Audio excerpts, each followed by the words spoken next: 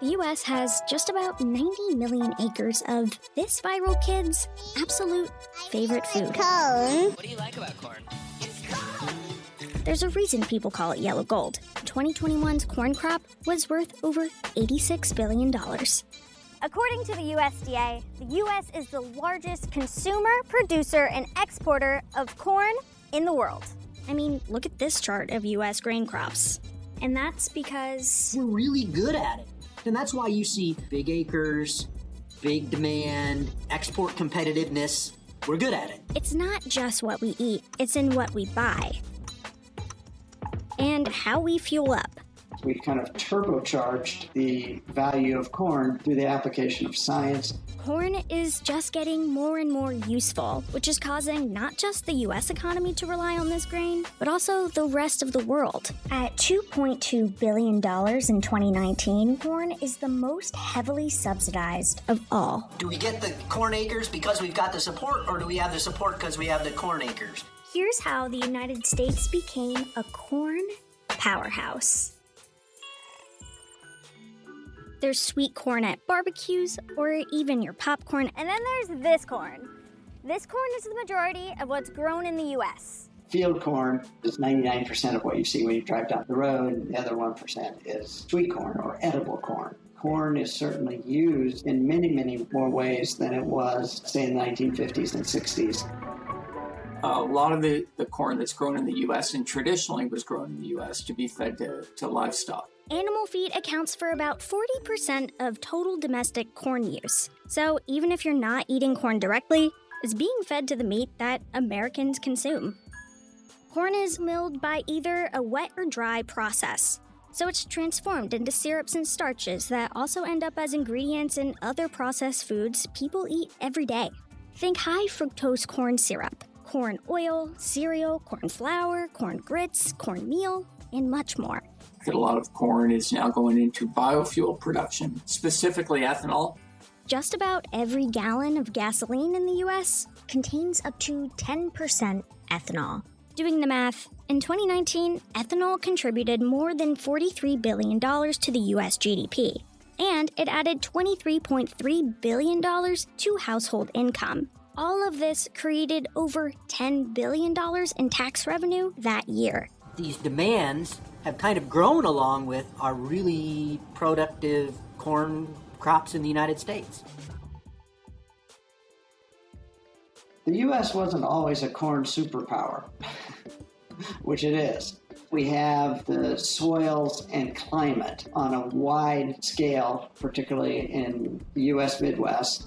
A lot of this corn is grown here, which is why it's called the Corn Belt.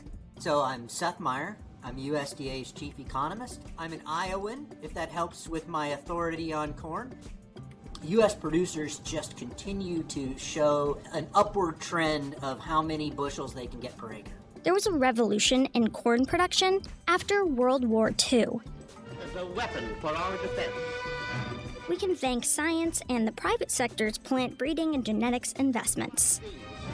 Filled with corn. The overall number of farms growing feed grains like corn is declining, but the acreage dedicated to growing corn on those farms is growing. At the same time, the amount of large corn farms has increased over time, outnumbering the amount of small corn farms in operation. This is all to say that corn is big business, really big business, thanks to advances in seeds, fertilizers, and production practices. These charts show how much corn crops in the U.S. are now producing. So even with more land dedicated to corn, the plant itself is yielding more of a harvest. And these charts show that the more corn the U.S. produces, the more valuable it gets. And that's just because supply is following demand. And demand is growing, not just from fuel and food in the U.S. The U.S. also exports a ton of corn. The world also uses corn as a feed grain, and so we export to many countries. Every year, an average of 15% of U.S. produced corn is exported, and that includes value-added products like ethanol. Overall, corn production has increased. So U.S. was the major exporter of wheat for many, many years. Wheat production has fallen off, largely because corn and soybeans are far more profitable to grow for farmers. Farmers have to consider a lot of different variables when it comes to what might impact their crops. Is this year a better year to plant more corn or soybeans? What's going to be the impact of higher nitrogen prices? What about these new conservation programs in the new Farm Bill? What about carbon markets? They live in somewhat of an environment of uncertainty. So producers are constantly looking at, what's my risks? What do I think prices will be? Corn is too important for farmers, the U.S. economy, and world hunger to be left entirely to chance. So the government ensures the value through subsidies. But corn is the primary beneficiary of the crop insurance program. There are subsidies for insurance. So crop insurance typically account for about 4 to 5% of the value of corn production. It's more designed to be a safety net that says, okay, this isn't going to save you if you consistently have high costs or consistently are less productive. This isn't going to save you, but it will help you if there's a big adverse event. For example, the 2022 October forecast for U.S. feed grain production, which is dominated by corn, is down 1 million tons due to summer drought conditions across the center of the country.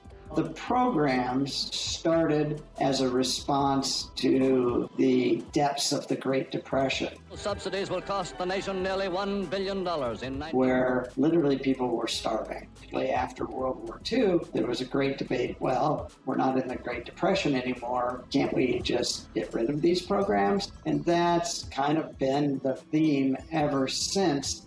There's two dominant avenues for subsidies: crop insurance and income support programs.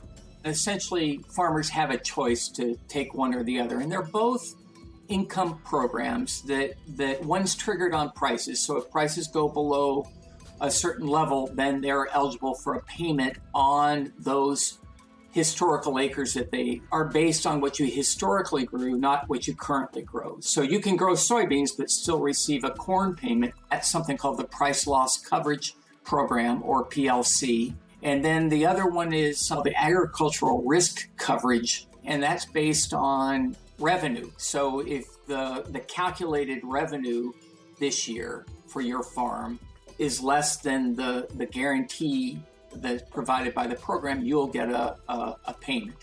Over the last 5 years, the average payment was roughly $13 per acre. And in many years they were zero. Like this current year, there's no money going to corn producers because prices are so high and revenues are so high, they're not triggering payments. According to the Congressional Budget Office, the federal crop insurance program's net spending will increase to nearly $40 billion from 2021 through 2025. At the same time, farmland values have reached all-time record highs. This isn't to say that farmland values are reaching these highs because of increased subsidies. This is correlation, not causation. The value of that land is intimately connected to the value of corn.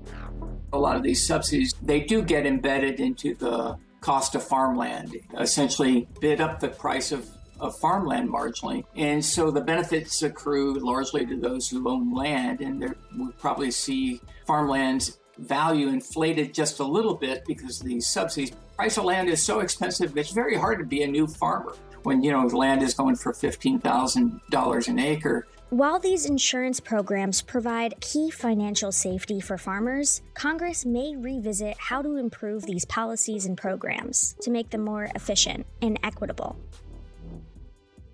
If subsidies are baked into the cost of the land, removing that money from the equation could throw off the debt-to-asset ratio of some farms. Farmland values that are connected to the programs, but it's the debt obligations that have been incurred based on the expectation that assets will be supported by the farm programs. Right now, I don't think it would happen, but you can make an argument that if you made the sector go cold turkey, you would certainly raise the specter of a financial crisis because asset values would fall, debt obligations don't change.